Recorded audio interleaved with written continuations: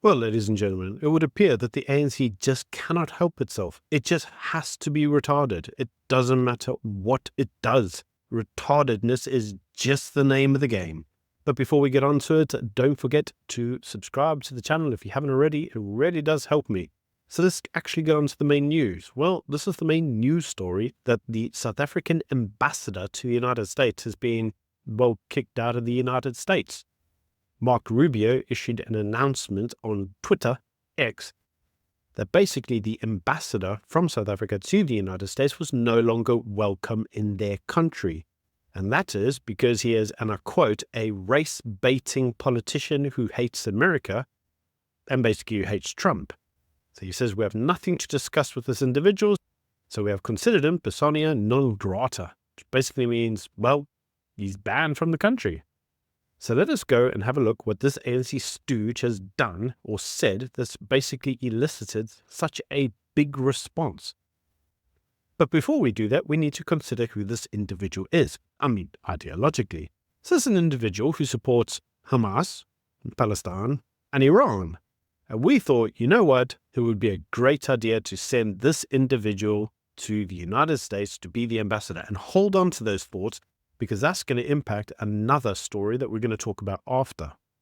Well, anyway, this individual, by accounts, has been trying to secure a meeting with Trump, and it hasn't gone very well. He hasn't actually been able to secure the meeting because Trump's busy.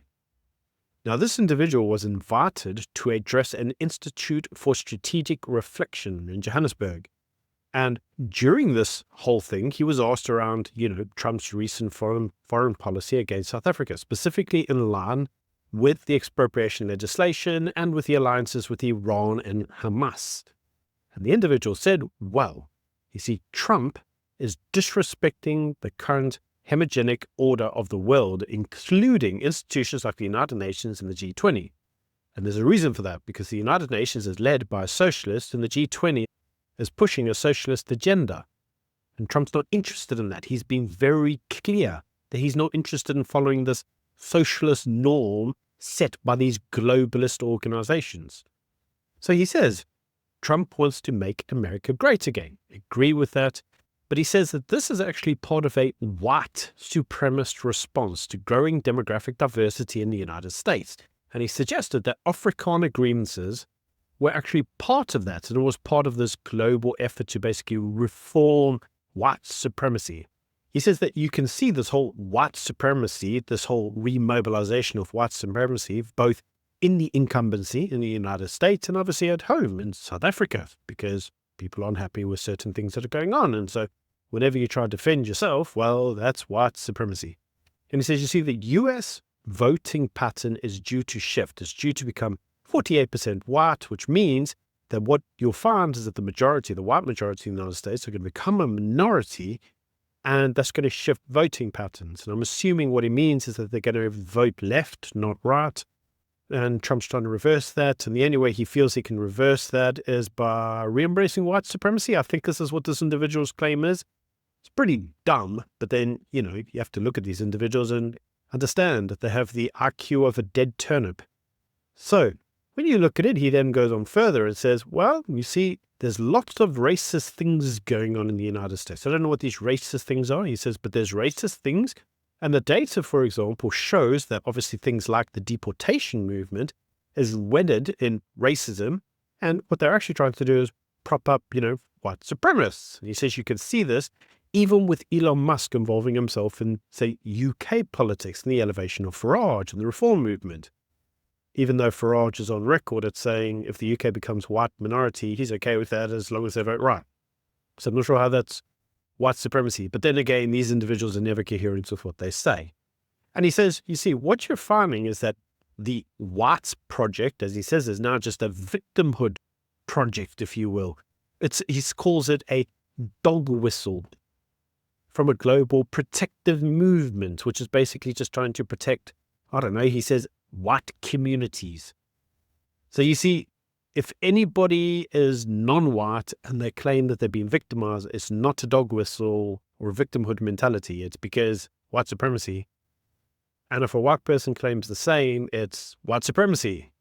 Ergo 1 plus 1 equals white supremacy, 2 plus 1 equals white supremacy, 3 plus 5 equals white supremacy. That's the logic here. It's circular logic. This is Ibrahim Kennedy logic of everything is just white supremacy. And so because of this, he says, well, what you're seeing is you're actually seeing this supremacist urgency going on. White supremacy, because everything's white supremacy. And he says that what South Africa can be is it can be an antidote to the historical white supremacy, because that's what they were during apartheid. And he says that they can show Trump to have a healthy disrespect for global institutions while still being, respectful. He says, at the end of the day, a broken clock can be right twice. Yes, and I would say that specifically in relation to the ANC. Now, this individual has a history of supporting Hamas, and let's be honest, they weren't exactly the right person to send out to the United States. Because according to Mark Rubio, he's a race baiter.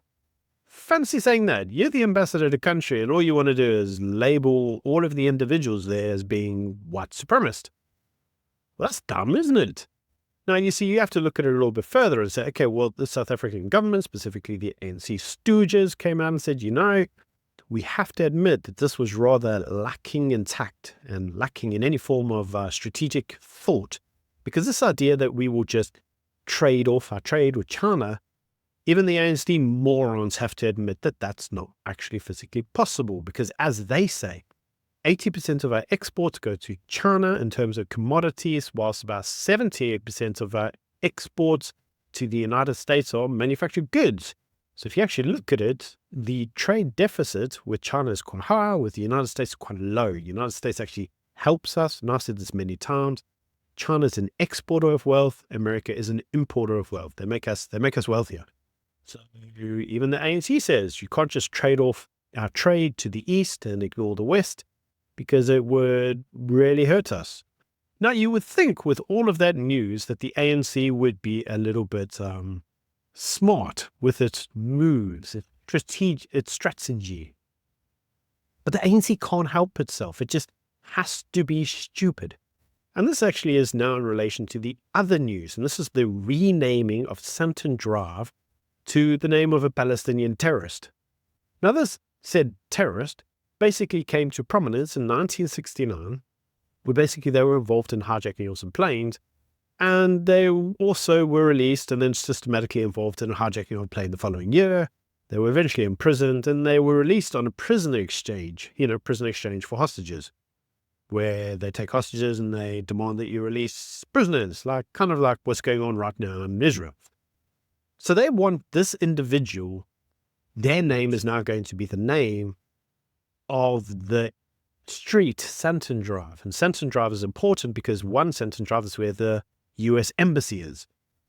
And there was this motion to pause or stop this renaming, and well, it's collapsed. So it's still going to get renamed to one terrorist named Drive.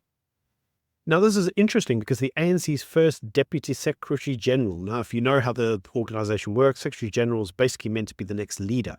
It's quite a senior position. Well, the Deputy Secretary General couldn't just help themselves but be dumb. And I mean really, really dumb. Because the ANC, with the support of the EFF, is where they're getting the numbers to push this name change forward. And they've said that, you see, they want to change this name because they want to show that the US cannot dominate South Africa.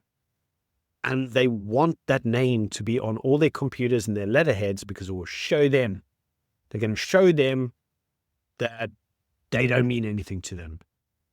And again, this is really, really stupid because the DA obviously highlighted that the ANC and the EFF were ignoring residents who don't want the name change. And I'm going to say to the DA, you're stupid. All of you are dumb. This has nothing to do with residents. Like, why are you people so retarded? This isn't Europe. They're not interested in the residents. They're fighting an ideological battle and they want to show the US they can do one. They don't need the US. But you see, this is where they're wrong. Because Joel Pollock came out and said, if you rename it, whatever you wanting to rename it, one terrorist drive, we are going to withdraw our embassy from South Africa. And we'll do it underneath the guise of Doge, saving money, because it's a waste of space being there. And you're not going to have an embassy in South Africa, which will significantly impact your ability to trade with the US. And at this point in time, I just have to ask myself, okay, going back to the other article, ANC understands they need the United States. They understand the trade deficit is huge, but they just cannot help themselves but be retarded. It's just in the DNA of an ANC minister. They are just dumb. They are so wedded to Marxist ideology that they are just dumb. They are going to impoverish the entire country so they can get, hey, we're smart. No, you're not, you're dumb. I can't say that enough. This is just dumb. And at this point in time, I'm sat here, it's March, 15th of March, at the time of recording. People ask me to say that. I'm predicting AGOA is done. We're not getting AGOA. It's going to get cancelled.